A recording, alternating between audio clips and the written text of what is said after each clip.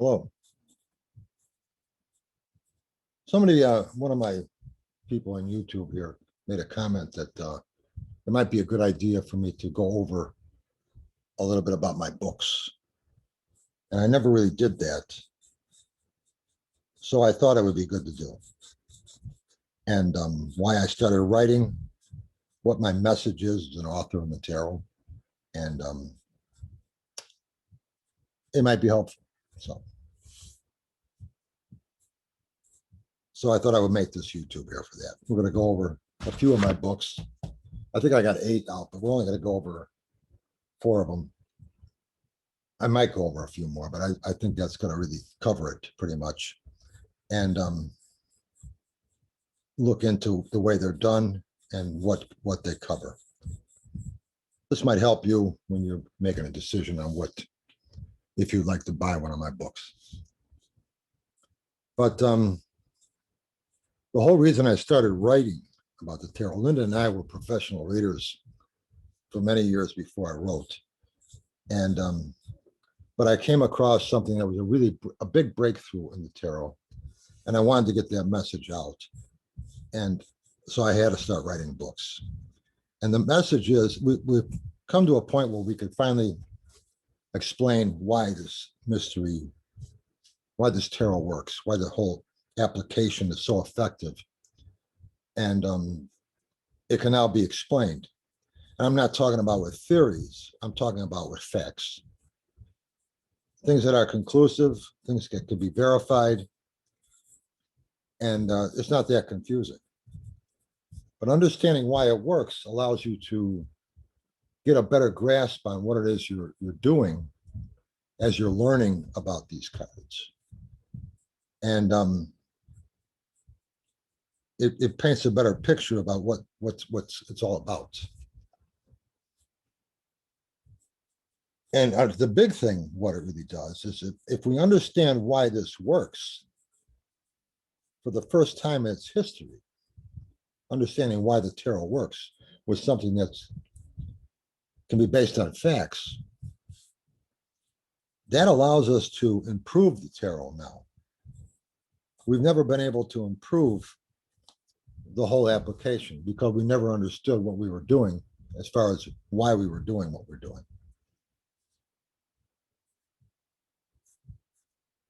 So that allows us now, we can take these applications and fine tune them, refine them, come up with better ones. And that's something we could never do before. We could only mimic what has been successful in the past. Now we could actually improve it. So these are breakthroughs, and they're big ones. And that's what I think makes my work unique. Now, that was 9 years ago when I wrote my first book, Genius of the Tarot. That was done in 2012. And in that book, I was just pretty much, it explains how to read tarot cards. But it's done, and there's a message about why it works. And I talk more into about mind mapping, but it's a creative thinking technique. And I mentioned that in there. And my thinking was, I'll write the book saying, here's how you read tarot cards. And oh, by the way, this is why it works. Thinking that would really hit home. People were very interested in the book. It still sells. But people are more interested in the how to read the tarot cards part more than they were about why it worked with that book. So I came up with my second book, The Essential Tarot, in 2015, Unlocking the Mystery. And in here, I really scream it about why the tarot works. And here I really go into conceptual blending.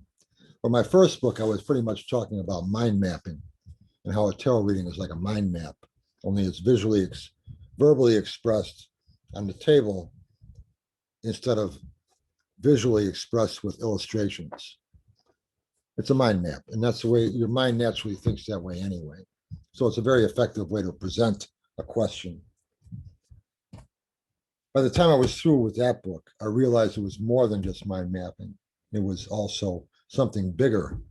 It was conceptual blending, another creative thinking technique.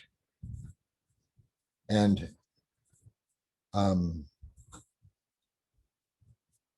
that I wrote about in here, my second book, Essential Tarot. And here I really scream the message out about it. For the first one, I just talked about it a little bit, one chapter. Here I have a few chapters about it, and I talk more about detail about what I'm talking about with giving reasons why these two applications are the same. Conceptual blending and a tarot reading. Again, understanding why this works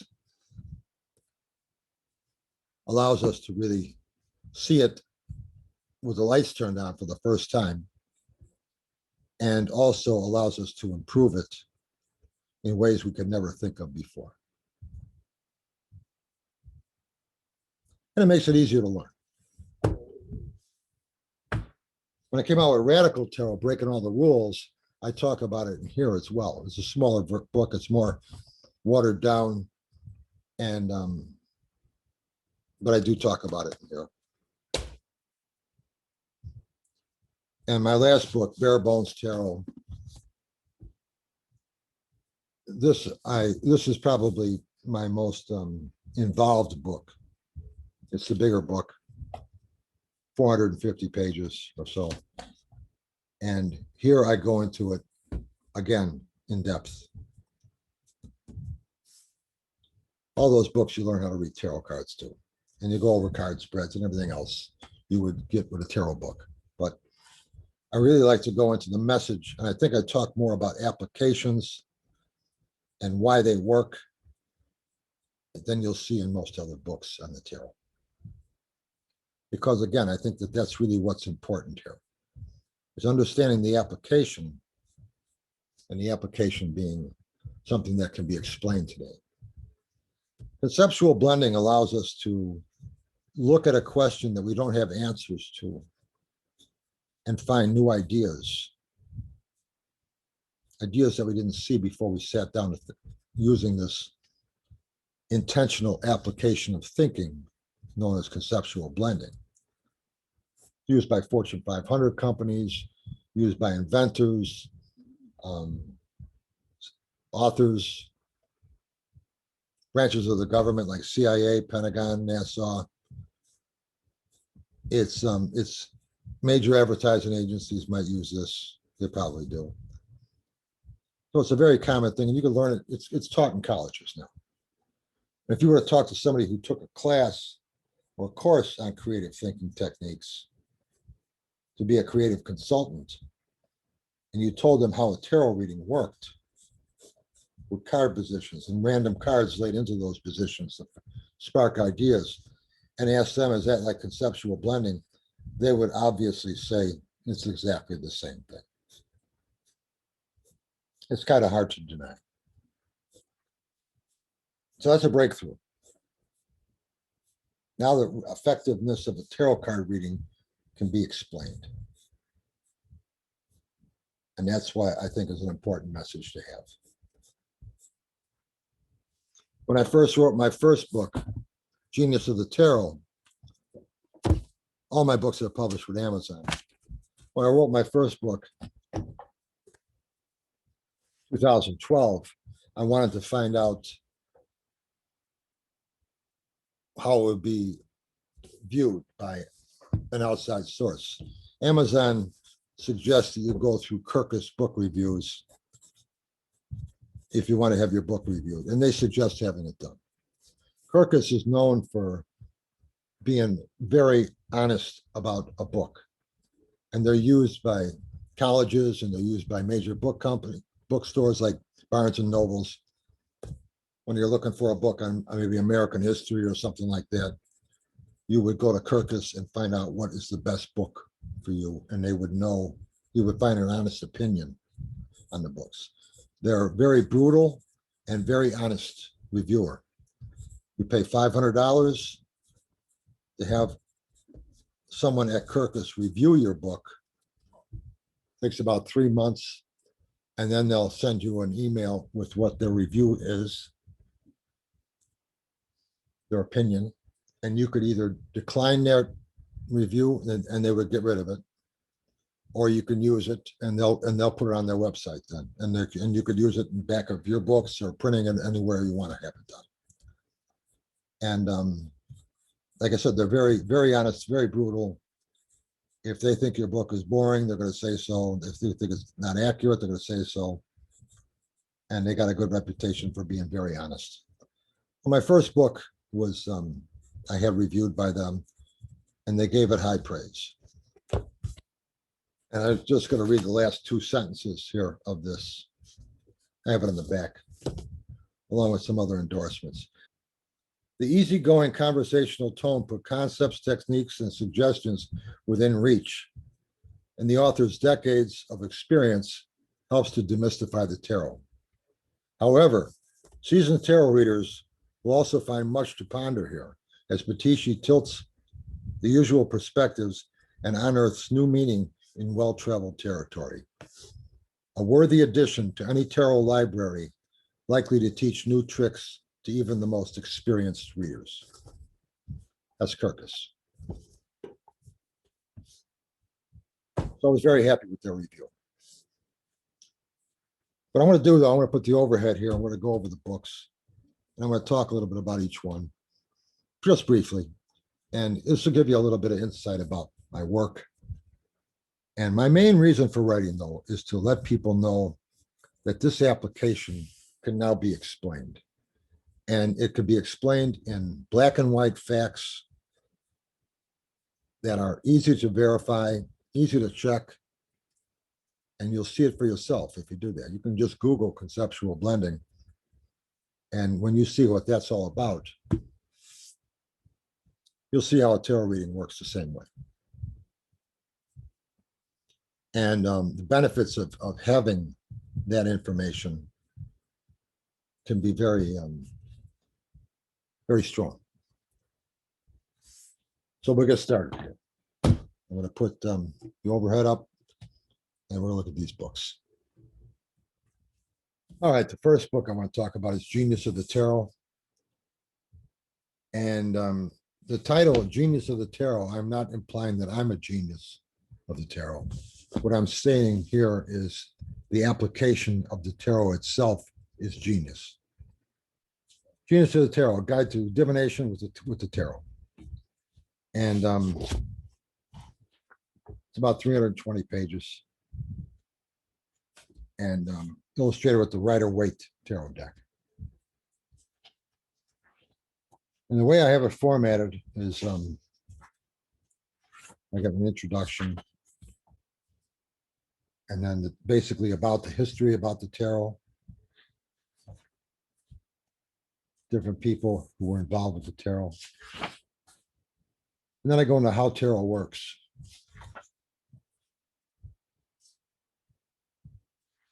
Again, why it works. And various card spreads here. Or so talking about the Celtic Cross and I think the 3-card spread. Then I go into defining the cards. Here's where the card meanings are.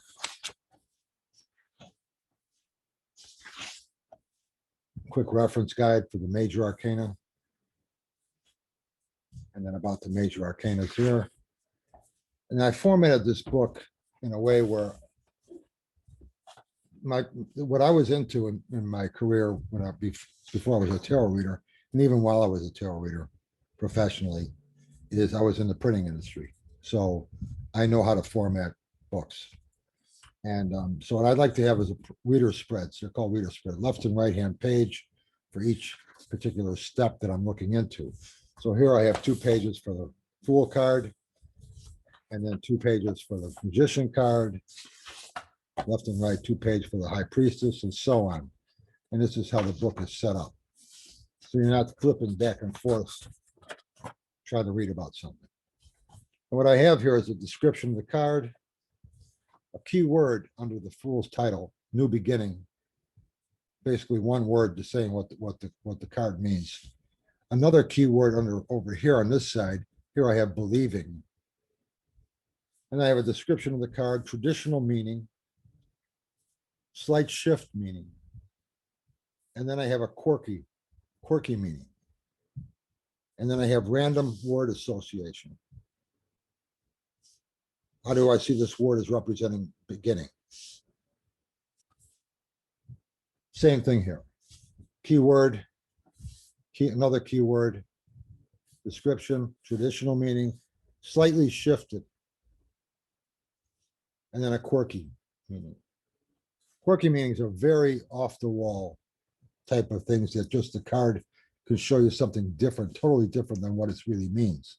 Here I have the racetrack on quirky. Indy 500, imagine a checkered flag in his right raised hand instead of the wand. So he's ready to get the race going here. Start your engines. The horizontal figure above his head symbolizes the racetrack. How can you associate car racing with your question? Just another idea.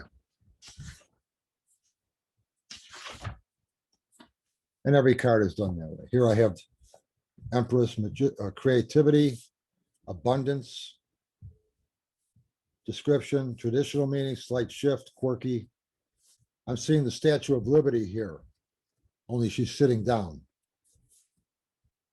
The scepter in her right is her torch. How can you associate the Statue of Liberty or other national monuments to your question?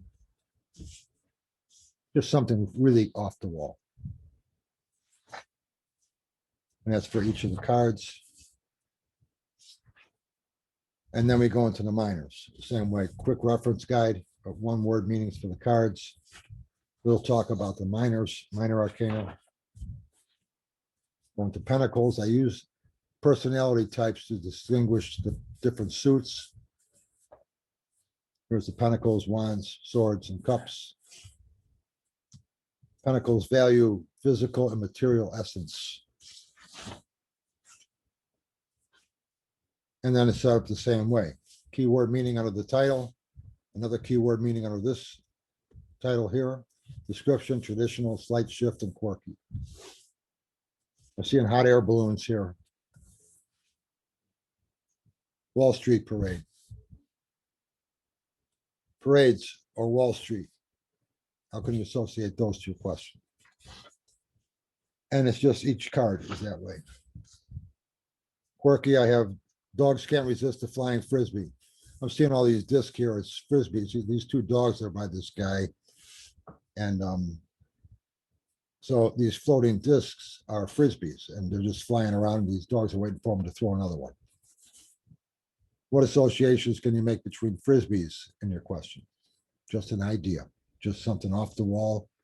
Shows you how an image can change all sorts of ideas in your mind.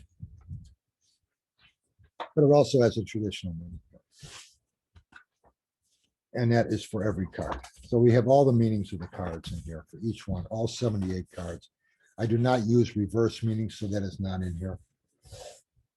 Never have used them. And then I go into card spreads. The map of your question is a card spread. I think I spent a lot of effort, a lot of my material in my books are card spreads and how they work. And I think that that's something you'll find unique with my work compared to a lot of other books. I really go into the card spreads in depth. Map of your question. Quick reference guide for both major and minor again, beginning of that chapter. Talk about the 4 suits. How to read fluently. Example of a 3-card spread. Example 1.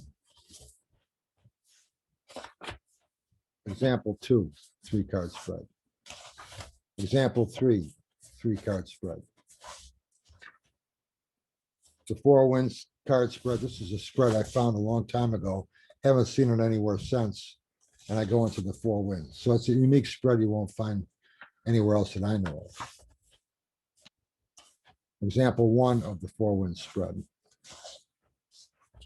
Example 2 of the 4 Winds. These are sample readings with specific cards laying in place. Example 3 with the 4 Winds. There's 3 examples for each of the 3 card and the 4 winds and the Celtic Cross. I explained my Celtic Cross. Here we got example 1, the cards that were drawn. The cards that were drawn, the cards we're looking at here. What it means. Example 1, group, second group. I have them in groups 1, 2, and 7. Second grouping 3, 4, and 9. 3, 4, 9. Third group 5, 6, and 10. 5, 6, and 10. And then example 1, 8 by itself, the timing of the issue. Here's example 2 of another Celtic Cross with different cards. Example 3, Celtic Cross with different cards. So it's a 3-card spread, the 4 winds, and the Celtic Cross with 3 examples of each one. Different position meanings for the Celtic Cross. Traditional meanings for the Celtic Cross. Mindset of a card reading. Various types of readings. Serious clients. Phone readings, house parties. I talk about things like this. And in card readings and mind maps, here's where chapter 6 is where I talk about what a card reading really is. And here I talk about how I see it as a mind map. There's a mind map diagram, which also can be seen as a card spread. And I compare the two here. And I go into that. Tarot with a twist is just some things that I've noticed with the cards. A picture says 1,000 words. Just some little insights. Insight on what I use for the cover of this book. City life as a fortune teller in the 18th century. I talk about that here. Galileo and random ideas from the church. And then I go into something called the 3-dimensional card spread. It's a very involved card spread that you'll probably use. This spread here would probably take days to really complete. A lot of things to look into here. And it's based on a creative thinking layout. The last chapter of book, chapter 9, is conversations with the cards. And here I did the same thing with essential tarot as well as radical tarot. And I took, I think, 5 cards. 5 of the major arcana come and visit me. And we have conversations. So here I started with the devil, misdirected intentions. And it's an actual conversation that the devil comes and visits me and we have a conversation.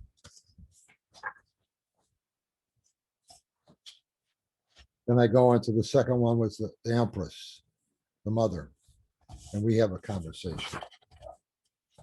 These were just fun writings and some light reading for entertainment only.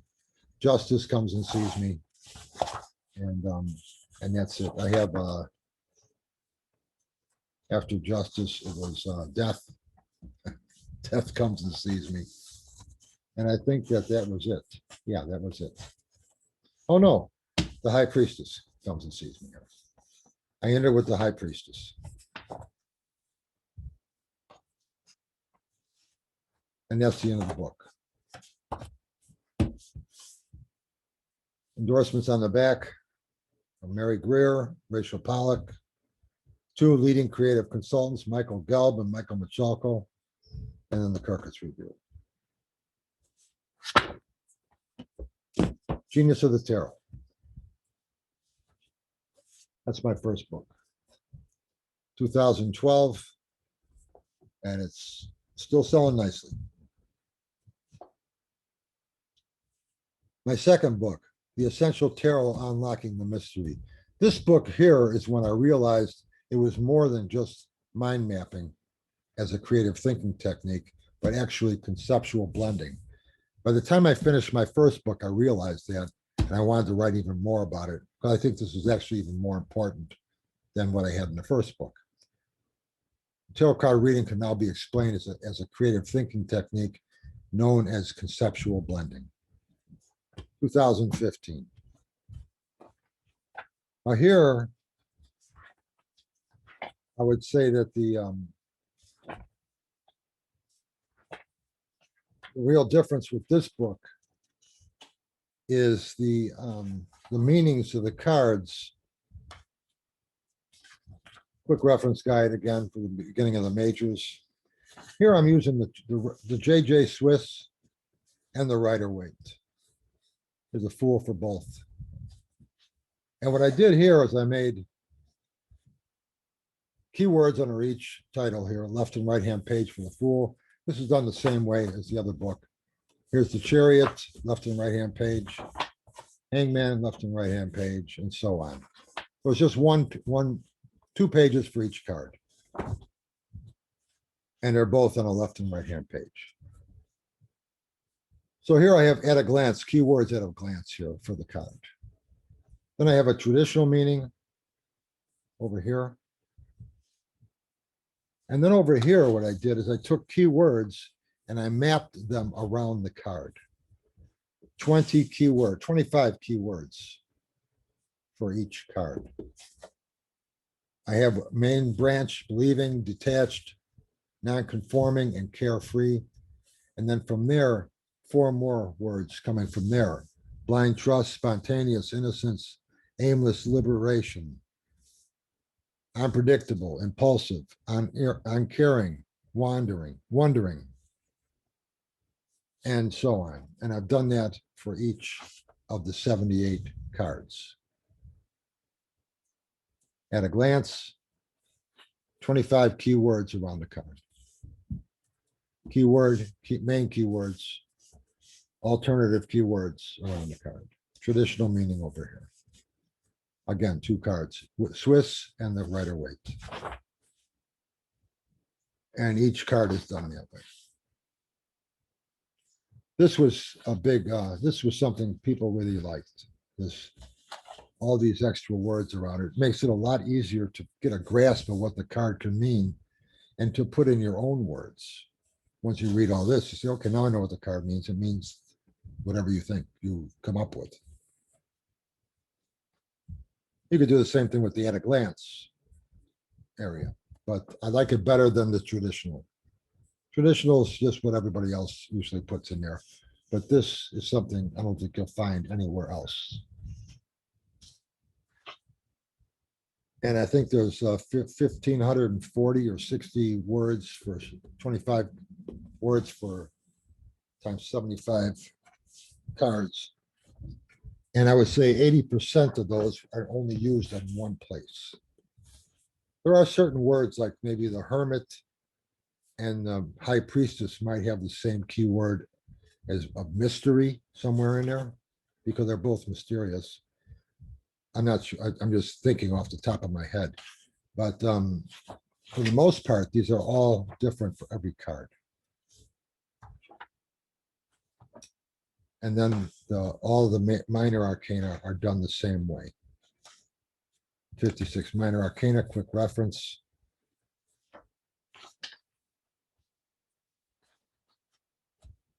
Talk about the suits. And then I go into the minor arcana. Again, keywords mapped around the card. Keywords under the titles. At a glance, traditional meaning for the aces, for the ace of cups. 2 of cups, same way.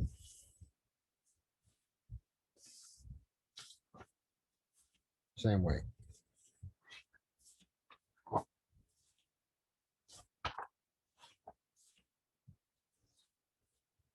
Minor arcana Pentacles, quick reference again. At the beginning of each suit, I did that. A little bit about Pentacles, and then going the same thing. And these keywords will be different for the Ace of Pentacles, will be different than for the keywords for the cups. For the most part, they're going to be different. You might find a few that are the same, but for the most part, you'll see that they're different. These Ace of Cups, different keywords than the Ace of Pentacles.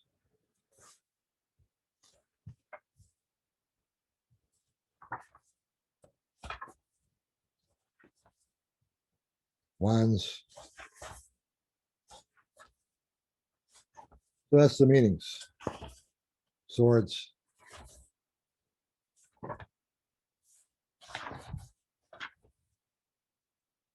Card spreads explained. Chapter 7. What is a card reading? Quick reference list again. And then I go into examples of card spreads. 3-card spread again. Different meanings for the positions, set of past, present, and future. An example. A random way of picking elements, meanings for the positions. This is my own system, comes up with 216 variations for the 3-card spread as far as what each position means.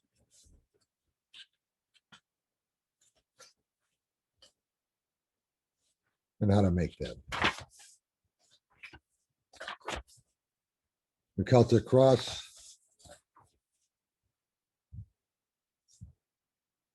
How it works, the Celtic Cross. Again, you'll see my applications. I really go into a lot of material there. Here's an example reading, the Celtic Cross, what was drawn. The cards that were placed in those positions, 1, 2, and 7. What those cards mean. Positions 1, 2, and 7. Positions 3, 4, and 9. What those cards mean. Positions 5, 6, and 10. What those cards mean. And then position 8 by itself. So I have one example of a card spread there for the Celtic Cross. Then I go into the 21 card Gypsy Spread. And here I use I go into each position, each one of the 7 steps, 7 position areas. Very detailed. And here I have a sample reading for this Gypsy Spread as well. This position here, these cards were drawn. These are about those cards. I'm using the 1JJ Swiss for this particular spread, Gypsy Spread. Position 1, the client. Position 2, the environment. Cards drawn, what those cards mean. Position 3, the goal. Cards that were drawn, what those cards mean. So I think it's laid out pretty nice. And so on.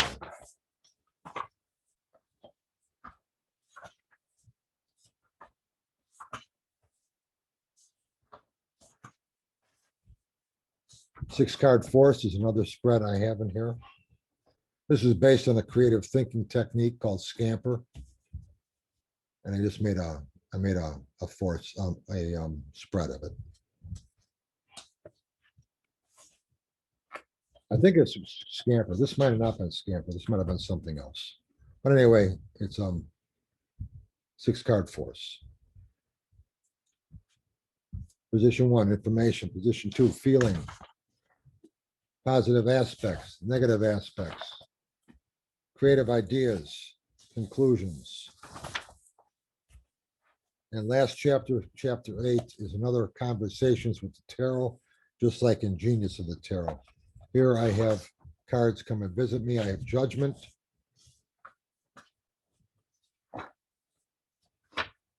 The Moon.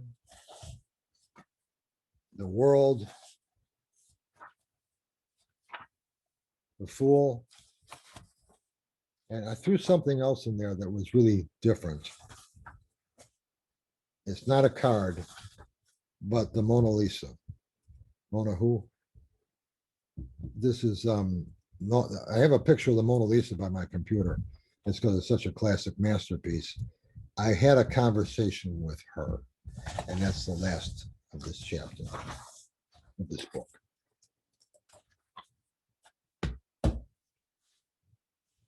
So that's that. Radical Tarot, I go into, I pretty much talk about the same thing, why the tarot works, and I give some examples, and I got card meanings, but I wanted to narrow it down. So it's only, this is only a little over 200 pages, 220 pages, I think. Radical Tarot, breaking all the rules.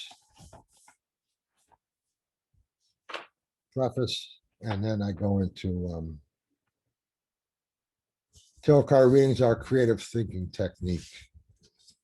I put some fun pictures and comments before each chapter here, just for laughs. So I talk about being a creative thinking technique, conceptual blending. Conceptual blending and tarot cards. What is conceptual blending? The importance of randomness, how random tarot cards placing elements of your question known as card spread positions. I talk about the importance of that here. Finding meaning in the cards. This is the card meanings. And I actually go into, here I grouped the minor arcana. So I have all the aces. Aces mean, here's new concepts for all the aces. Again, I'm using the Rider-Waite. And over on this side for the ace, I have one of the aces, one of them, with a ghosted group of sort of an artsy looking map of other words that could be used for aces. Promising, opportunity, discovery, adjustment, strategy, unique aspect, awakening, variation, a breakthrough. Just to give ideas. And each card, each grouping is like that. Here's for all the twos. So instead of my other two books, I made each, I have 4 pages, one for each of the twos. This book is, I just grouped them together like in my YouTubes. I do that with my YouTubes. So all the twos mean this. All the threes, this. And I have meanings here. Meanings. 5s, 6s. Knights. Queens, kings. The major arcana is set up the same way. And that's how that works. Working a card spread, chapter 5. Here I talk about card spreads, why they work, how to do them. Horseshoe spread, scamper. This is one I think you won't find anywhere else for sure. Scamper is a creative thinking technique that uses the same exact thing as a card spread. The rings of Saturn spread. This is a very involved spread. If you want to play around, it's almost like the 3D spread in Genius of the Tarot. It's one that's almost too involved unless you got a couple days to mess around with it. But you can play around with it if you want to. And I give example reading about the rings of Saturn. Sun Tzu's Gate, another spread. These are spreads I made up.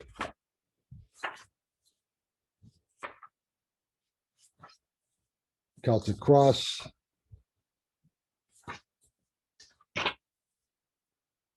A deeper position, meanings of the horseshoe spread.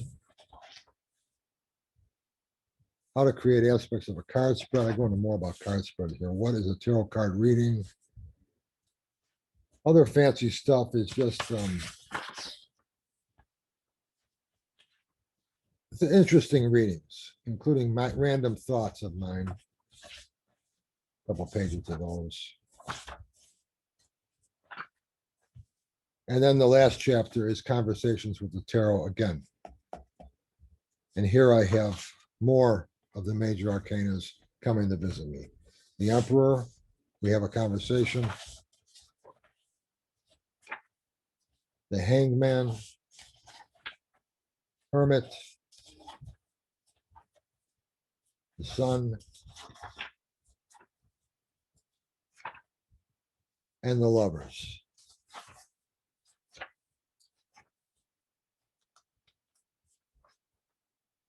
And Temperance. Okay, Temperance.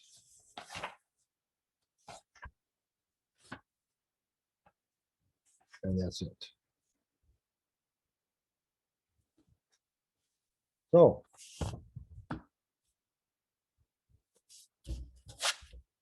Radical Tarot, breaking all the rules. Lastly, I'm going to go into my last book, Bare Bones Tarot. This is a huge book, 460 some pages, over 1,000 images in this book. And like my other books, I was using the Rider-Waite deck. Here I use my deck, the Tarot Marseille by Pitisci. It's a deck I came out with a year and a half ago. And it's a Marseille deck. Bare Bones Tarot, an in-depth study to key elements of the tarot. What you'll find different with this book is I go into some background about how things have changed since I got involved with the tarot. A tilted look at the tarot. It's an introduction, how I've seen the changes. Here I go into 1969, the winds of change. Again, changes since then, since I started with the cards. Revealing the mystery as I go into conceptual blending, why it works. Why the tarot is like conceptual blending and why it's so effective. Card meanings and maps. What I did here is I took and I made the same map. Actually, it's the same words that were in Essential Tarot. I used for the Magician and for all the other cards here. Whatever I had for the Moon card for these are the same words. It's the same map. Different card, a different looking card though. This is my Moon card. Essential Tarot had the Rider-Waite deck. What I did that's really different with this is I have at a glance keywords under the title again, but at a glance here is meaningful. But what I really did that's really different here is I have a traditional meaning, and then under that I have meanings from the past, 1980s, and meanings from the past, 1960s. And that is done with every card in here as well.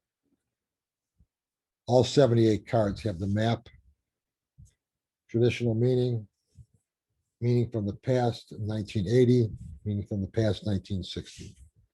All 78 cards.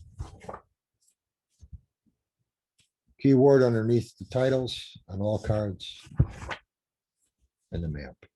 At a glance, meanings from 1980, meanings from 1960.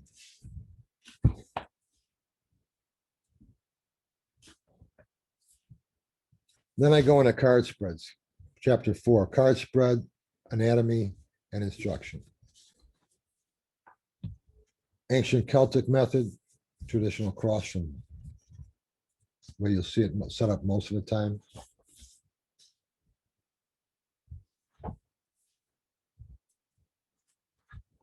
And then I go into Pitisci's Celtic Cross, is my way of doing it. Again, you'll find in my books a lot of material on card spreads and their application.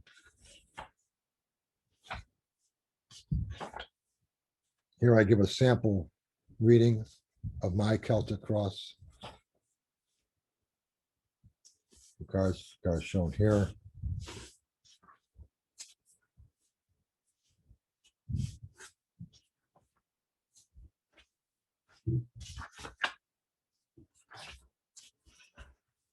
And the summary of the reading.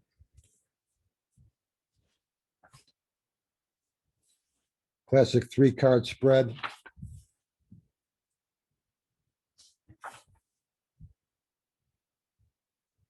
Four points, what, why, how, and when. 6 points, what, why, how, and when, who, and where. Horseshoe spread again. Key factors for adjusting and creating card spreads. The rest of the book here is called Positional Influence. This is something you won't find anywhere else. I've taken and put in here how the cards' meanings can shift depending on what part of a card spread they're laid into. That depends on what they're answering. Card spreads are questions. Cards are used as answers. So obviously, if I place an ace into position 1 on a card spread, it'll be interpreted differently than if it was placed in position 9 of a card spread. It's answering a different part of the question. So this here shows how all the aces can shift in meaning depending on what position they're placed on the Celtic Cross. Possible interpretation. Position 3, possible interpretation. Position 4, aces. Position 5, interpretation. Position 6, interpretation. 7, 8, 9, 10 for the aces. And I go into twos, same way. Positions 1 and 2. Positions 3, positions 4. Positions 5. Position 6. What it can be. All the way to 10. 3s, same way.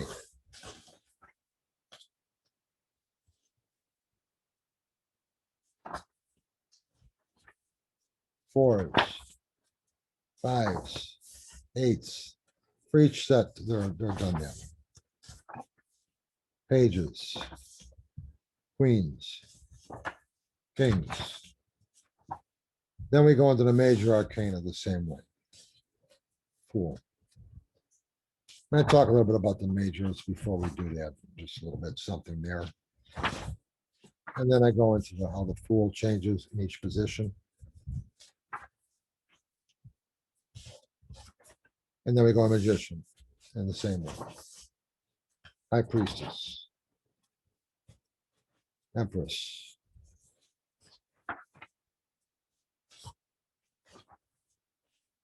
Emperor. Positions 1, positions 2, positions 3, positions 4, 5, 6.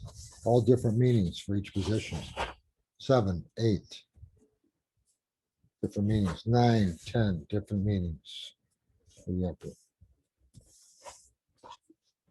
Keywords underneath. There's 3 keywords under each title for each card. Here we got the Hierophant. 3 keywords under the title. We go into the Hierophant the same way. Lovers the same way. 3 keywords.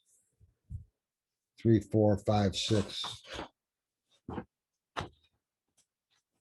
8, 9, 10. Lovers. So you see, that's how it's done. And so I think it's very involved as far as how the meanings can shift depending on where it's placed in the card spread.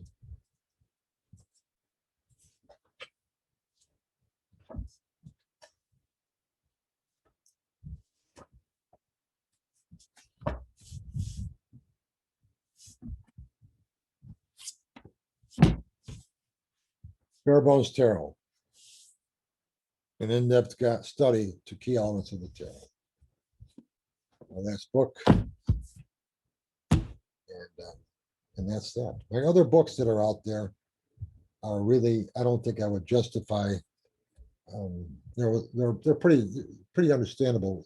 Straight tarot goes into how to make a living as a card reader. That's something I really, it's only a 100-page book. Showing over some things that worked for me. Roadhouse Readers, just another small little book that's just more of a reference guide when you're on the road, something to throw in your bag. That's just a little thing. These books that I just showed you are books I'm going to make hardcover about. Actually, they're going to be available in hardcover. Amazon just started offering that service. Bare Bones Tarot is now available as a hardcover. This band on here is just because it's a proof. It's for me. And but this is a hardcover book now. So you can get a paperback or hardcover. Essential Tarot and Genius of the Tarot and Radical Tarot. I think I'm going to do the same thing with them. Amazon's working on Genius of the Tarot right now for that. So hardcovers will be out on those as well. Anyway, I hope you like this. And it's been something, it was a good idea by somebody. And I thought, you know what, I'll do that. I'll make this just to go over the books and see what you thought of it. Also wanted to mention October 12th is our next tarot gathering. If you go to tarotmaps.com and go to tarot gatherings in the menu, you can just click right in that day. It's Tuesday. It's the second, always the second and fourth Tuesday of the month. And tarotmaps.com is also where you can buy my deck and both versions, Black Keys edition and my standard deck. This mat you're seeing here is also available on tarotmaps.com. In the store, you can get these things in the store. Tarot gatherings in the menu is where you go click in to go into the Zoom meeting. And you could also download a full version of the high resolution of this, of my standard tarot deck, Tarot Marseille by Pitisci. High resolution images. If you want to take a good look at those cards, you can see them. And they're Creative Commons licensed, which means you can use them in your books. Royalty free, my gift to the tarot community. And if you're making a book, you want to use a Marseille deck, I would say go ahead and use it. You don't have to buy the deck. You don't have to do that. You can just download the files right from my website. They're print ready, actual size, full color images. So, my books, at a glance, keep throwing cards, we'll talk soon.